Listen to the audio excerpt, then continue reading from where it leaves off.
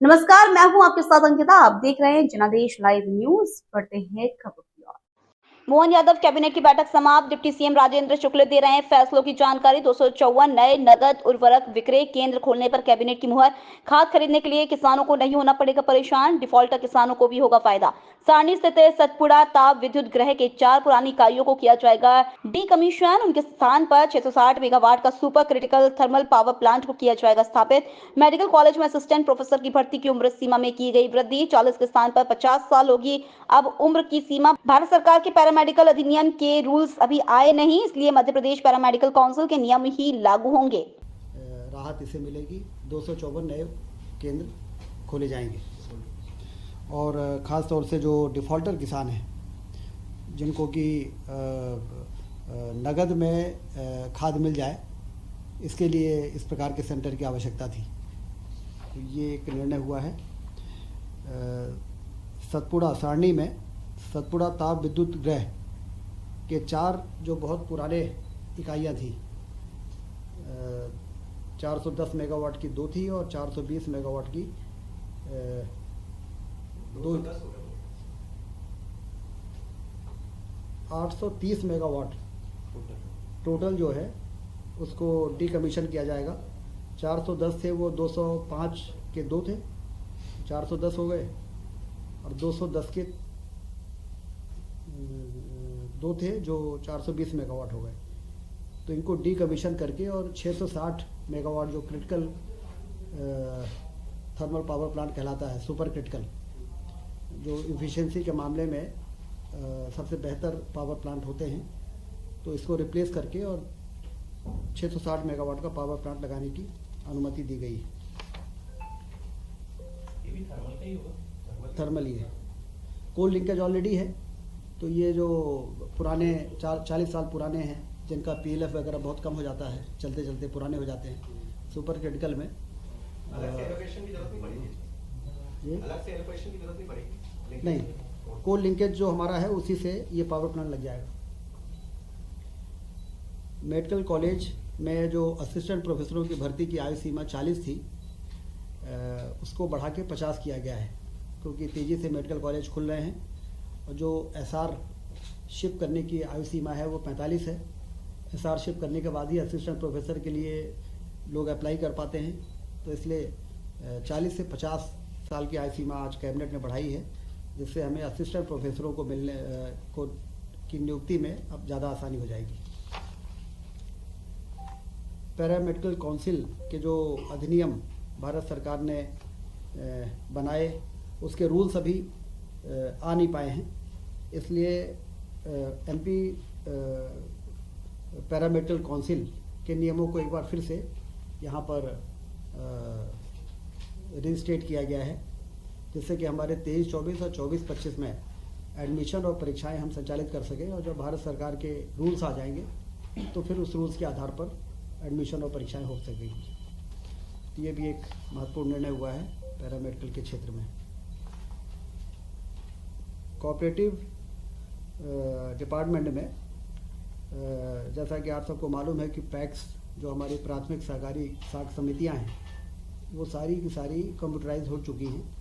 हमारे registrar office D R और JR के ऑफिसेस को भी कंप्यूटराइज करके और पैक्स समितियों के साथ और हाउसिंग की जो सोसाइटीज़ हैं, प्राइवेट जो सोसाइटीज़ हैं, उनको इंटीग्रेट किया जा सके, सारी इन्फॉर्मेशन हमें समय समय पे और मिलती रहे। इसके लिए strengthening of cooperative through IT interventions, जिसमें 3.5 करोड़ 68 लाख रुपए खर्च होंगे।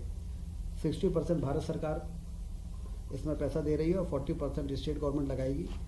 और इससे जो इंटीग्रेशन होगा आईटी का, उससे कोऑपरेटिव सोसाइटीज़ को चलाने में और उसकी मॉनिटरिंग में काफ़ी मदद मिलेगी।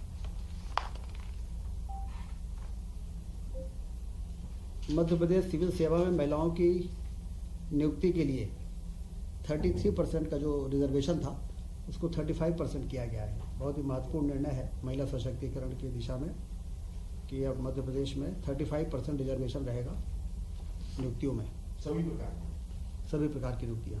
एमपी गवर्नमेंट 33 से 35।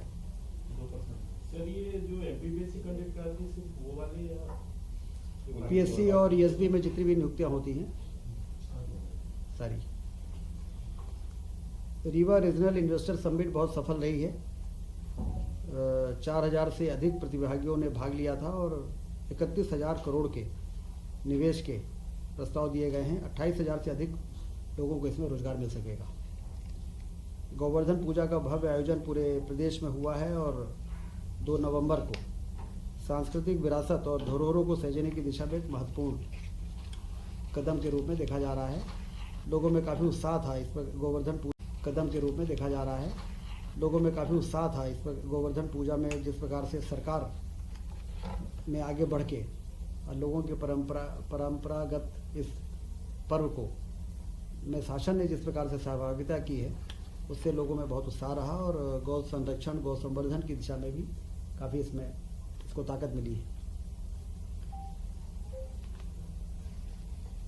29 अक्टूबर को माननीय प्रधानमंत्री जी द्वारा virtually Neemuch Mandsaur Seoni medical college के उद्घाटन किए गए। जैसा आप सबको जानकारी है, ग्वालियर में मानसिक आरोग्यशाला, मंदसौर में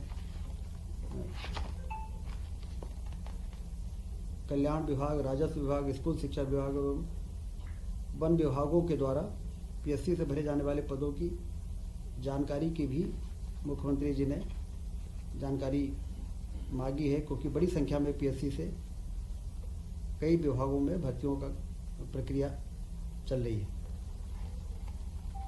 7 दिसंबर को नर्मदापुरम में रीजनल इन्वेस्टर समिट होने जा रही है। 7 दिसंबर को नर्मदापुरम संभाग के सभी जिलों के लोगों को निर्देश जारी हुए हैं।